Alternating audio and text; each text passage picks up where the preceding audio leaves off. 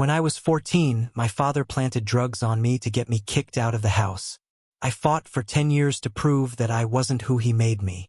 I never thought I'd run away from home with just a jacket, a charger, and an old photo from my mother's birthday. I was 14. I lived in a small town called Hereford in the north of England, where the fog never lifts by noon and people know more about you than you do yourself. Our house was on the edge of a forest, next to an old railway line that had long since closed. My father worked in a warehouse in Manchester, riding his old bicycle there every day, even when it was raining. My mother worked as a librarian at the local school. It seemed like a normal family, but we had one rule: don't get out of control. I was a quiet boy, not a recluse but not very social. I loved to draw, especially fantasy scenes. Forests, castles, dragons. I read a lot: Tolkien, Philip Pullman, C.S. Lewis. These books were my refuge. In reality, I never felt safe. I had one real friend, Luke, with whom I went to school from the 5th grade.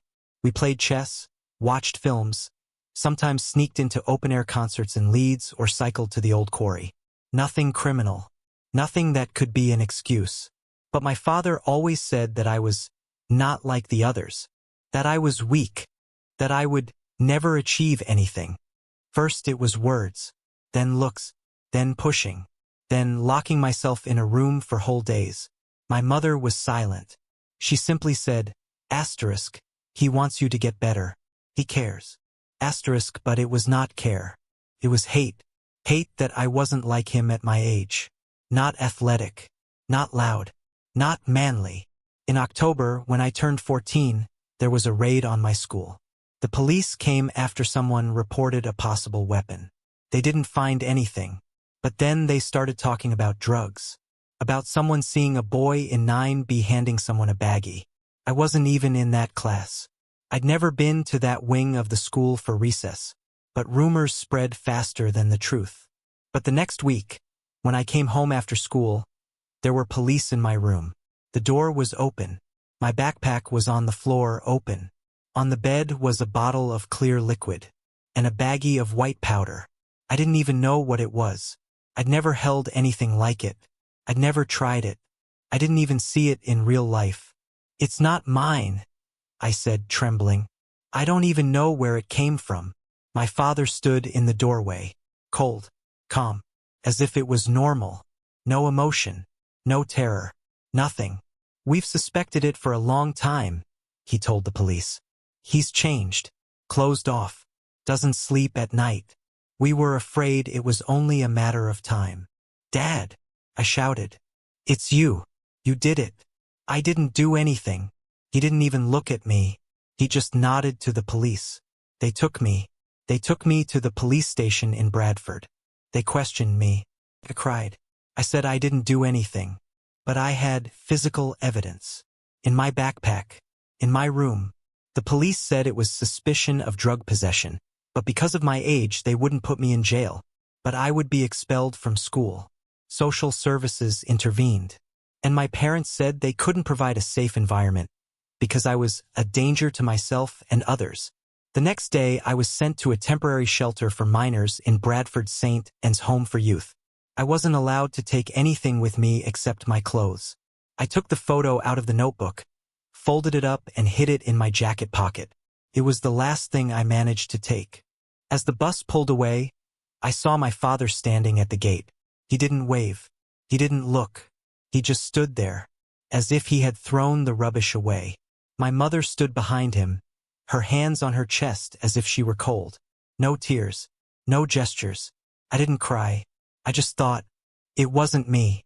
But now everyone will think it's me. And in that moment I realized, no one would help me. Not my parents. Not the system. Not the police. To survive, I had to prove that I wasn't who they made me out to be. Even if it took my whole life. Even if no one would ever believe me. I had to prove to myself that I wasn't him. That I wasn't who they made me out to be. That I wasn't a drug addict. That I wasn't a criminal. That I was just a boy betrayed by those closest to me. And now I would have to survive on my own. Without trust. Without support. Without a past. Only with the word, no. No to this life. No to its truth. No to its history. I would start all over again. And every step will be proof that it wasn't me. St. Anne's Home for Youth in Bradford looked like an old convent converted into a children's home. Gray walls, iron bars on the windows, cameras on every floor. The gates locked at 8 p.m. No unannounced visits. No telephones. No personal belongings except their clothes. There were children who had been abandoned, given away, lost. Some were real runaways. Others were real criminals. But they all had one thing in common. No one believed them. I was put in a room with 3 boys. One was James, 16, with a scar across his face who never spoke. The other was Tyrone, 15, who was running away from his drug-addicted father in Liverpool. The third was Elliot, 17, who had killed his uncle in a fight. I didn't know whether to believe him, but he was the only one who didn't look at me like I was a liar. "You don't look like a drug addict," he said that first night. "You look like a guy who was set up." I told him everything. About my father. About the bag. About how I was thrown out. "That's what they do," Elliot said. "Parents. When you don't fit in, they make you a monster.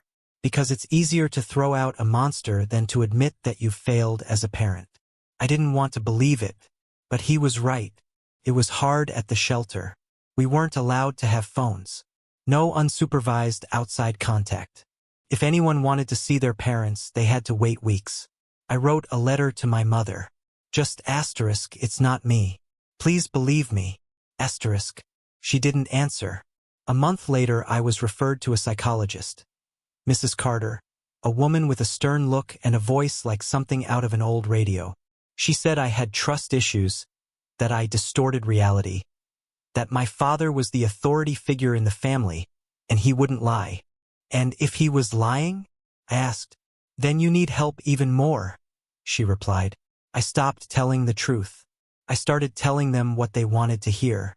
Yes, I was wrong. Yes, I have to change. Yes, my father is right. But at night I would draw. On paper that I pretended was lost. I would draw my house, myself, my father with black face, my mother closing her eyes. One day I got caught. The guard found the drawings. "That's aggression," he said. "You have problems." They sent me to individual therapy. It was like an interrogation. Every week the question was, asterisk, "Why do you hate your father? Why don't you want to forgive? Why don't you accept reality?" Asterisk. And the reality was this. I was framed. And now I'm being treated to accept it as the truth. After 6 months, I was transferred to another institution, Ashford House in Nottinghamshire. It was a little better there. Fewer cells, more freedom. We went to classes, learned crafts. I chose graphic design. For the first time in a year, I touched a computer. The teacher, Mr. Bennett, noticed that I had talent. "You have the hands of an artist," he said, "and eyes that see what others don't see." I started working. I learned the basics of Photoshop, Illustrator. I made logos for school events, posters. I even won a local competition. But when I applied for an internship at a small design studio in Derby, I was rejected. "Do you have a criminal record?" they asked. "No," I said. "Just a suspicion. No trial. But there's a mark in the system. Suspected of drug possession. That's a risk." I left the office. I stood in the rain. And for the first time in months, I screamed. Not cried. I screamed. Because I realized, even if I didn't do anything, the world has already decided who I am. But in that moment, I also made a decision. I'm not going to stop. No matter how long this takes. No matter how many times I get rejected. I'm going to prove it wasn't me. One night I was sitting in the common room, looking at the board with the list of graduates. Most of them disappeared after 18. Some are in prison. Others are in rehab centers. Others simply disappeared. I looked at myself in the mirror and said out loud, "I will not become another statistic. I will not disappear. I will leave a mark." And I started working every day, even when I had no strength, even when no one believed. I drew. I studied. I fought. Not for the love of my parents. Not for recognition. but to become what I was not made to be. Because I already knew, if I stop, he will win, and that will not happen. I was 16 when I was released from Ashford House. The condition was to find a carer or social care accommodation. My mother refused. My father didn't even reply to the letter. So I was sent to an independent living program for teenagers leaving the system. I ended up in a shared flat in Sheffield, where 4 others like me lived. The flat was on the 4th floor, no lift, 2 bedrooms, 1 bathroom, kitchen with an open hole in the floor. We paid £3.50 a month on welfare. Food, utilities, transport, all from that money. No reserves. No for a rainy day. Just what I had now. I got a job washing dishes at the Daily Grind coffee shop. £9.50 an hour. I worked 6 hours a day, 5 days a week. I was tired, but I was free. For the first time in 4 years, I could decide when to go to bed, what to eat, where to go. This freedom came at a cost, but it was mine. On October 1st, exactly 2 years after I was kicked out of my house, I bought myself a laptop. A Lenovo second-hand for £180. For the first time in 3 years, I had my own device. I brought it home, put it on my desk, opened it and just stared at the screen. It was like a window into the world I had lost. But now I could go back. I started learning online. On FutureLearn, Coursera, YouTube, wherever I could find free courses. Graphic design, digital art, animation, UX/UI. At night, after work, I would sit at my laptop until my eyes hurt. I would do my own projects. I would create logos, visual concepts, even try to create a game in Unity. I didn't have the money for paid courses, but I had the time and the will. One day I decided to put my work on Behance, a platform for designers. I posted 5 projects: a logo for a fictional coffee shop, a poster for a festival, an app concept, an illustration for a book, and a visual identity for a startup. A week later, someone from a small studio in London wrote to me, "Your style is unique. We're looking for an intern. Are you interested?" I reread the message 17 times. I didn't believe it, but I replied, "Yes. They didn't pay. The internship was free, but there was a chance." I invited Mr. Bennett, my teacher at Ashford House, to write a recommendation. He wrote a long letter about how I worked, how I didn't give up, how I painted the truth when no one was listening. A month later, I was hired. I moved to London, rented an apartment, sold my jacket to pay the first month's rent for a room in Hackney. £650 for a room in a shared flat. The window overlooked a park, but the walls were paper thin. All I had was a backpack, a laptop, and a belief in myself. The internship lasted 6 months. I worked 12-hour days. I did everything from editing logos to creating presentations for clients. No one knew my story. I didn't talk. But when one of my colleagues asked, "How did you become a designer?" I simply said, "I never had a choice. I had to prove that I wasn't who they made me out to be." He looked at me for a long time. Then he said, "Then you're not just a designer. You survived." In the last week of my internship, I was called in for a meeting. The head of the studio, Mrs. Allison, said, "We can't offer you a position. We don't have the budget. But we want you to know, you're better than most of our employees." I nodded. I didn't give up. 2 weeks later, I found a job freelancing through the website Upwork. The first order, a logo for a coffee shop in Manchester, for £75. I did it overnight. They were happy. Then there was another one. Then more. I started earning. At first, £200 a month. Then, £500. Then, £1,000. It wasn't just money. It was recognition. That someone was paying me for what I was doing. That my work had value. That I was not suspect. I was professional. But most importantly, I worked under my own name. Without hiding. Without lying. And every logo, every poster, every website, it was a blow to the past. My father thought he had destroyed me. But he didn't know that the person who was framed can become stronger than the person who lied. And when I first got paid for my work, I didn't buy anything. I sent my mother a letter with a picture of my work. And in one sentence, that wasn't me. But now it's me. She didn't answer. But I knew. I'm not the boy who got thrown out anymore. I was becoming the one who couldn't be broken. One day I went back to Sheffield to meet Elliot. He was out of the system, working in a car repair shop. We were sitting in the park, drinking coffee from a vending machine. "You've changed," he said. "You don't have the victim's look anymore." "I'm not," I said. "And they?" he asked. "Your parents." "I don't know," I said. "And maybe I don't care anymore." But that wasn't entirely true. The truth was that I wasn't ready yet. That every time I heard the word family, I felt a pang in my chest. That I still had my father's voice saying, "You're not going to achieve anything." But now I have a voice that says, "I've already achieved more than you can ever destroy." And when I look at the screen, at my Behance profile, at the client testimonials, at the studio I'm planning to open, I realize I'm not just surviving. I'm going to create. I'm going to help others. I'm going to tell the truth. Because the truth is the one thing they don't want to steal. I was 22 when I first returned to Hereford. It wasn't because I wanted to see my parents. It was necessity. My grandfather, my mother's father, had died. And his will said, "I want my grandson, Daniel, to have my library of books and an old drawing that I kept for him."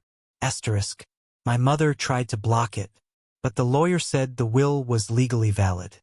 I had a right to the inheritance. I didn't want to see them, but I had to come. Not for them, but for him. I arrived on a Saturday. Rain. As gray as when I was taken. The house looked older. The paint was peeling. The lawn was overgrown.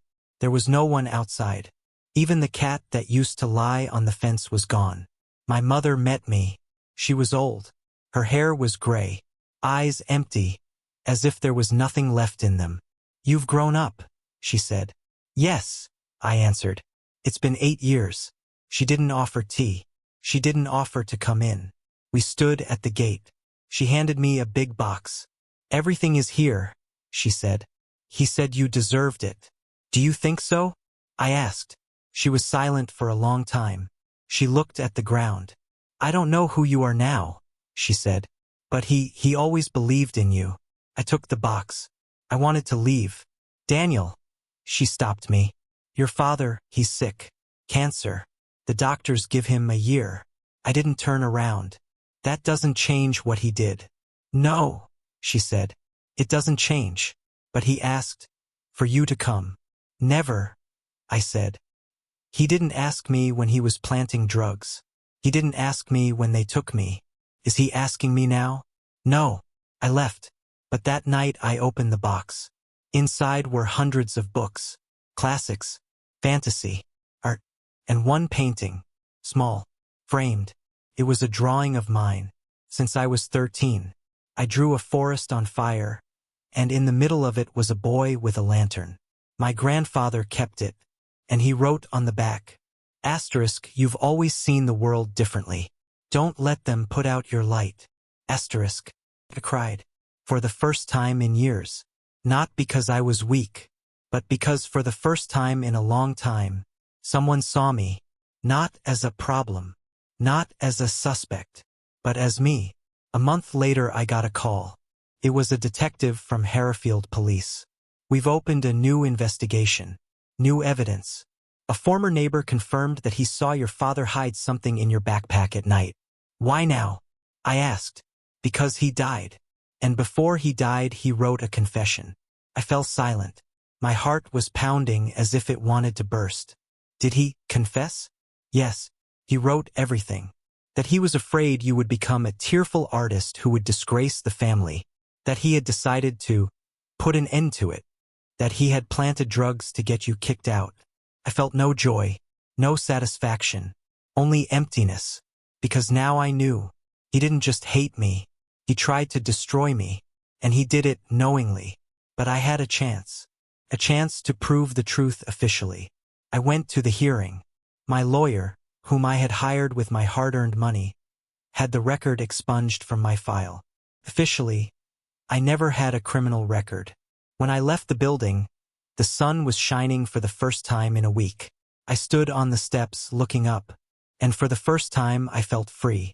Not because I was acquitted, but because the truth had come out. I immediately called Mr. Bennett. "They took it out," I said. "It wasn't me." "I always knew," he said. "But now the world knows." I went back to Brighton where I was living at the time. I opened my LinkedIn profile, updated my resume. Now I could write, no criminal record. Officially acquitted. 2 weeks later Mom wrote to me. I heard. Congratulations. Maybe we can talk sometime. I didn't reply right away. I waited a week. Then I wrote. I don't forgive, but I don't want to be like him. So I'm opening the door. Not for him, but for you. If you're ready to tell the truth, I'm ready to listen. She wrote back 3 days later. I didn't protect you. I kept quiet. It's my fault. I don't know if I deserve forgiveness, but I want to know who you are now. It wasn't forgiveness. It was the beginning. I don't know if I'll ever be able to hug her or say Mom without pain, but I know I don't have to forgive to be strong. I can be kind without lying. I can give a chance without forgetting. And when I look at myself in the mirror, I no longer see a victim. I see a person who has been through hell and emerged, not broken, but reborn. That wasn't me, but now it's me. Today I'm 24. I live in Brighton, on the coast, where in the morning the sun rises over the sea, and the wind brings the smell of salt and freedom. I have my own design studio, Phoenix Creative. We work with brands, social projects, local organizations. We have 6 employees, and I'm the founder, director, mentor. But most importantly, I'm alive, not just physically, but emotionally, mentally, soulfully. My story got into the local newspapers. Then, in the podcast Voices of Resilience, where I spoke for 45 minutes about how you can be destroyed by words, lies, silence. Then at TEDx in Bristol, where I stood on stage and spoke in front of 800 people. When I was asked, what made you not give up? I said, when you are framed, the world immediately decides who you are. But you have a choice. Either accept this false story, or build a new one, from scratch piece by piece. I chose the latter. I have not forgiven my father, and I do not think I ever will. Forgiveness is not the duty of the victim. It is a choice, and I am not ready to make it yet, but I have not let it define my life. When I opened my studio, I made a logo, Phoenix rising from the ashes. Under it, the motto, not who they made me, but who I became. Not who they made me, but who I became. Sometimes they write to me, boys from shelters, girls who were kicked out, people who were set up, betrayed, broken. They write, your story gave me hope. And in these moments I understand. This is not just a story about me. This is a signal for those who are still struggling, that they are not alone, that they are not who they were made to be, that they can stand up. Once a guy came to me for an interview. Luke is not my old friend, but simply the same name. 19 years old, with eyes full of fear. He said that he lived in a shelter, that he was kicked out because he was not like the others, that his parents called him trash. I made my decision right away. You're accepted, I said, for 3 months of probation. Free, but with a promise. When you grow up, you will help someone else who is now in your place. He cried. Why are you doing this?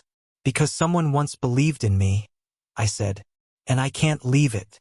We launched the Second Chance program, an internship for youth from shelters, homeless people, those who were kicked out of their homes. Every year we take 3 to 5 people. We train, pay, help them find jobs. This is not just a business. This is grandfather's legacy. This is an answer to my father. This is my path. Mom sometimes calls, not about the past, about how I am. I answer.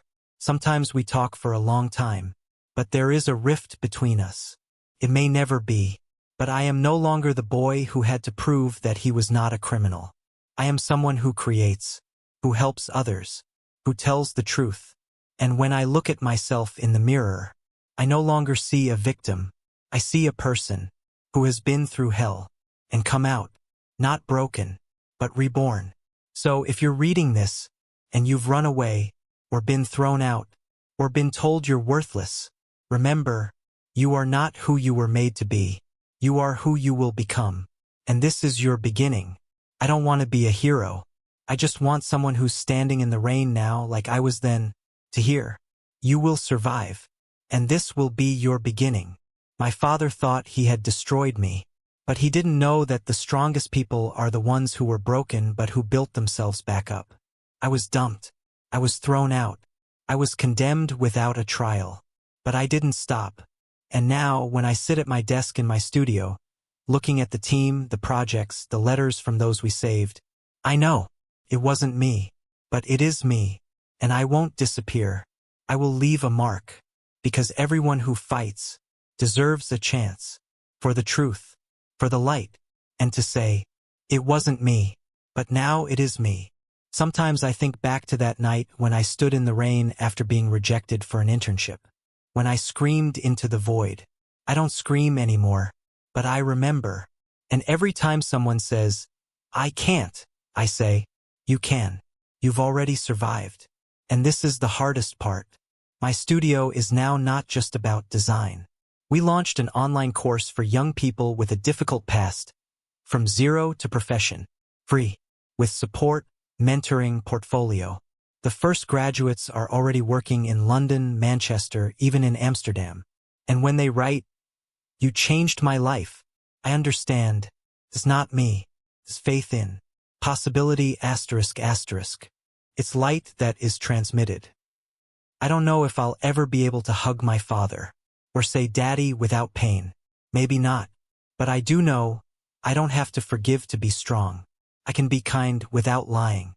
I can give a chance without forgetting. And when I look out at the sea from my apartment window, I don't see the end. I see the beginning of a new day, a new chance, a new life. So if you're reading this, and you've lost yourself, and you've been betrayed, and you feel like the world has rejected you, remember, you are not who you were made to be. You are the one who survived, the one who fought, the one who didn't stop.